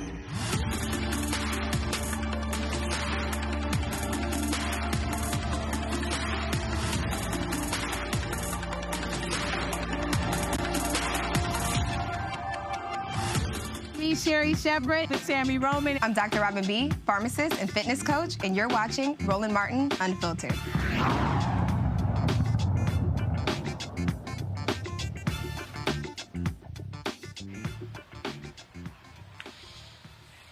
All right, folks, a recent poll conducted by In Our Own Voice, a national black women's reproductive justice agenda. They did it in partnership with the nonpartisan public opinion research firm Perry Undum. It found that economic security and opportunity rank as the highest priority for most young black voters. Joining us right now is President and CEO Dr. Regina Davis Moss. To talk about this poll, Dr. Moss, glad to have you here. First off, okay, how many people were polled? Were they all black? Yes. Thank you for lifting that up. We are centering black people in these polls. And the polling sample, was it 800 to 1,000? So what we do is, it was 4,500 black people. For our national poll, we polled 1,000 black men and women, and then we went into 9 states and polled 500 women in each state for a total of 4,500. And this is because since 2012, we've been doing this work because, number one, we've been tired of people speaking for us, always having to be on the defensive, and quite frankly, just not getting it right. When we're just only like small samples in these larger polls, and they're always misreading and misrepresenting us. And so we set us out to do that, just that. Well, that was one of the points that I made last week about when Stephen A. Smith went on Sean Hannity's show and they were talking about, polling. I'm like, dude, y'all are speaking to a small sample of black people in that New York Times CNN poll. With you on, this is the fourth black poll. Black Pac, Higher Heights, Black Women's Roundtable, this one. So the past 2 months, there have been 4 black-specific polls, so it'll be nice at least if the black journalists on mainstream would at least cite the black polls when they're discussing polling numbers. Now, what did y'all polls show in terms of the top priorities for African Americans? So one thing I want to say is that in our poll in particular, we were centering reproductive justice. And for those who do not know, reproductive justice is the right to decide if, when, and how to have a child. But also, when you decide to have that child, you can raise that child in a safe and sustainable environment. So that's things like Trayvon Martin. When we want to make sure that kids are not exposed to excessive police force and all the other things once we have those children.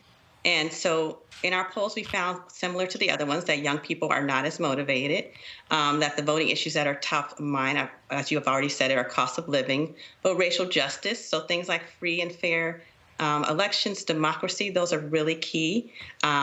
We are very interested. One of the things that came out is that the influence of states, our motivations for voting. Black communities are, supportive of abortion rights and access and comprehensive sex ed. But I don't want people to get mistaken by this. This is not, it's an important issue for us, but it's not a top tier issue for us. And then we start getting into things of like, what is the impact on Black women after Dobbs? And one of the things that came out is that it's really impacted Black women in a very personal and life-altering way.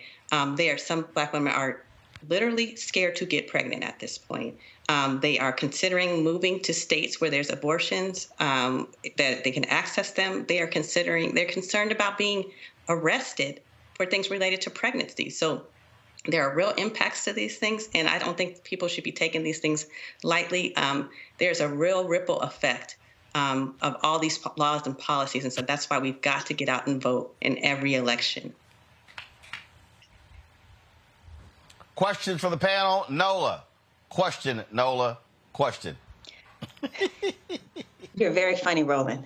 Thank you so much for doing this poll, and that is a sizable end. That is very impressive. So my question is a little data-driven. So you mentioned that you polled in several cities. What were those cities, and were they heavily concentrated Black areas, or what did the demographics look like? As a social scientist, I'm very interested in your work. We polled in California, Georgia, Texas, Louisiana, Pennsylvania, Michigan, all the states where there's a large majority of Black people. And, as I've said, we've been polling for the last 10 years. And consistently, this one comes up. We are in places like I said, Michigan, places like Georgia, places Louisiana. And so this is one of the other things that I wanted to lift up is, the conversation around young voters versus Black voters. For both, economics was a key issue. When we start looking at older voters, things like democracy are more important, but not that different. I mean, that's when, when we do these types of polls, we force them into ranking top tier issues. But overwhelmingly, everyone is feeling the squeeze. We're out here hustling. Gas prices are high.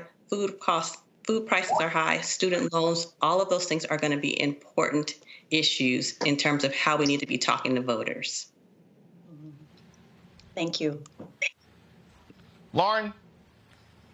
And so you're not seeing anything in the poll that would indicate any sort of benefit for Donald Trump, right? Because, of course, the media wants that horse race. They want that result. But did you see anything that would benefit a candidate on the right? I mean, we asked the question in terms of, who they would vote for. So 1 in 5 voters, Black voters, are on the fence. 55% say they would vote for Biden. 75% said they would vote for a Democrat. 9% for a Republican candidate. So that's about, but I also want to lift up that about 20% are not sure and 5% said others. And that's about the same, that what we see in the general population. That's what I think is really good about these polls is that they really do represent like that Black people are not a monolith, right? So, we shouldn't expect that everyone's going to be, voting from one particular party. But we do see that it's about what we see generally, which was about 9%. Greg. Thank you, Roland, and thank you, Ms. Davis-Moss, for this work. I'm wondering what you think the role of, if any role, political education might play in pushing the needle. I mean, it was very interesting, as you say, with 1 in 4 18 to 29-year-olds saying they've thought about not voting in 2024, but at the same time, 72% of those young voters feel the Black community has power to change elections. So there seems to be almost like a dissonance. You have the power, but you're choosing to withhold it. And I'm wondering if this might be a message to be sent to engage in more political education, particularly around young people. Mm-hmm. And the other thing I thought was interesting, I wonder if there's an age variation involved, looking at the issues at the top there, cost of living, racism, healthcare, and education being kind of closely grouped together. But at the very bottom, the war between Israel and Hamas, and then LGBTQ plus rights. How should we be reading that? Are there variations in age that affect that? And thank you again for the work. Yeah, so a couple of things there. I would say I loved how you lifted up the fact that they said while it was 38% of young voters that are certain to vote, 17% that were not sure. I'm sorry, 17% that were not sure. Over 70% said they know the power of their vote and they think it can affect real change. So what that says to me is that they know that their vote is not wasted, but it also says that they have real concerns, right? So if politicians really want to earn the vote, they're going to have to be responsive to their needs. They're going to have to really engage with younger voters and, for all that matter, Black voters, directly. And, I like to think about things like, truth and reconciliation, right? So when you do that work, you have to acknowledge, you have to engage in truth, and you have to provide the redress. And that reconciliation comes when there's political will, there's trust building, there's a transparency, and then that follows with a substantial investment in the resources. And so that's what the conversation needs to be. But at the same time, we also need to be talking about the progress, right? The progress, we have had some wins, right? And if we want to have more wins, that comes from voting. And that comes from saying, if you care about Black history being taught in school, if you care about critical race theory, all of those things, those don't happen at these national elections. Like, those are things that are happening in states, and I don't think people appreciate that. So that's why we have to really educate people on the process to say, if those are things you care about, that's going to require you to think about library councils, city council, boards of education. Get really educated on those candidates, because that's going to make the difference. And that real progress we want to see happens when we continue to vote people in office that reflect our needs and our values. Doc, where do people go to actually look at the poll results and learn more about it? So, yes, you can visit us at blackwomensrj.org. And then for those that just want to get more engaged in voting in our work, we have a campaign. It's called I'm a Reproductive Justice Voter. So you can follow us at blackwomen.vote or I'm an rjvoter.org. And that's what we're doing 24/7, is helping people understand how to connect these issues. One of the things the mother of the movement we're talking about is that when we're talking about reproductive justice, we're not talking about, pro-life, all these other things, because really the truth of the matter is all of the things that we need to be talking about happen before you get pregnant. Okay. So if you don't, can't afford to pay for the child, if you're not going to be able to finish your education or these other things, when you have to think about when you have an unintended pregnancy, if you don't have good answers to those questions, then you have to have that difficult conversation about whether or not I should think about an abortion. But if you have good answers to those questions, which is a result of great policy, then that unintended pregnancy can become a baby. So what we want to do is help people understand all the other issues, things like the built environment, clean air, clean water, the criminal and justice system. All of those things have an impact on our reproductive decision making. All right, then. Well, surely appreciate it. Thanks for joining us. Thanks for having me. All right, thanks a bunch. All right, let me thank my panel. Lauren Victoria Burke, I appreciate it.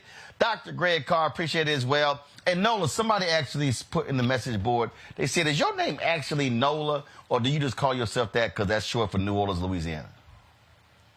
I told somebody I would ask the question.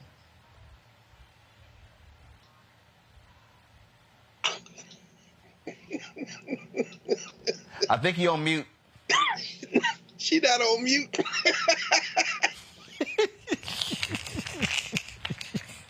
What? I mean, I was going to ask the question. I'm just saying. I just asked the question. She not on mute. All right. Well, we are waiting for the invite to the bougie gumbo. So please let us know when you fire that up, Nola.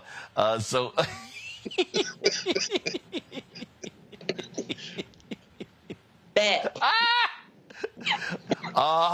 Bet. Okay. All right. Yeah. We'll see. All right. That is it. Hey, y'all, I am in Dallas. We did not get to the Crystal Mason story today. I am going to get with that tomorrow. These yahoos in Tarrant County, they literally are trying to appeal that decision. They have been terrorizing that black woman for 8 years. And so we are going to keep uplifting her, talking about that story as well. YouTube folks, y'all need to go ahead and hit that like button before I sign off. So Crystal Mason and her attorney will join us tomorrow. Hey, folks, I'm here in Dallas. My dad turned 77, so I took him out to lunch, flew in town, took him out to lunch with my mom as well. Now, it don't make any sense. You know, like, I got the cowboy hat on me. My mama got on. Like, I bought him a cowboy hat as a birthday gift. Why he ain't got it on? See, black people are so uncooperative. Just uncooperative. So he turned 77 today. Mom turned 77 in November. So we were hanging out, getting some seafood there. So always glad to be home, folks. That's it. I'll be actually broadcast tomorrow from Miami. I'll be speaking to the Black County executive there. I'm actually moderating a conversation with Fonnie Willis, Fulton County DA. So I'll be in me tomorrow. Still doing a show, but I'll be there tomorrow. So look forward to seeing y'all. Hey, folks, don't forget, got several different things. First of all, support us in what we do. Join the Bring the Funk fan club. Your dollars make it possible for us to do all these shows on the Black Star Network. You can see your check and money order to P.O. Box 57196, Washington, D.C. 20037-0196. Cash App, $RM Unfiltered. PayPal, R Martin Unfiltered. Venmo is RM Unfiltered. Zelle, Roland at RolandSMartin.com. Roland at RolandMartinUnfiltered.com. Download the Black Star Network app. Apple phone, Android phone, Apple TV, Android TV, Roku, Amazon Fire TV, Xbox One, Samsung Smart TV. Don't forget to get a copy of my book, White Fear, How the Brownie of America is Making White Folks Lose Their Minds, available at bookstores nationwide. Get the audio version on Audible. Also, only got 500 copies left of Folks of the Furs. President Barack Obama's road to the White House is originally reported by Roland S. Martin. Fire sale going. I'm personally autographing all of these copies. $10 plus $5.99 shipping and handling. You can go to RolandSMartin.com/the first and put your order in. And I'm telling you, I'm not printing any more copies. Once they're gone, they're gone. They're gone. I'm not going to print any more copies. You're not going to be able to find it on Amazon, anywhere else. I own it. I own the rights. I'm the publisher. And so I know how many copies are left. And that's it. So if you want to get that personally autographed, go to RolandSMartin.com/the first. And don't forget to get our pocket squares, of course. We have the Shibori pocket squares, the custom-made pocket squares as well. Getting ready for summer, because you know you got to look all snazzy, especially with us rolling the Essence Fest with the linen suit on. And so you can, of course, get that. If you got a little swagger, go ahead and get the pocket squares, folks, by going to RolandSMartin.com/pocket squares. All the money, pocket squares, the books, everything comes right back into the show. And so when you get these, you're also investing in the Black Star Network. Folks, that's it. Yes, I'm rocking the Alpha gear because Saturday is my 35th Alpha-versary. Macron, Texas A&M Epsilon Line. So shout out to my LBs, Paul, Freddie, and John.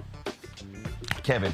He died actually on our anniversary on April 27, 1999. And all the folks in Dallas County, yes, I have my button here. I voted in Dallas County. Local elections today, I did vote. So no matter where you're living, find out if you have elections going on right now or when the local election is happening. I keep telling y'all, every race matters. City council races, school board races, county races, all of these races matter. And so you may be having elections happening. You don't even know anything about it.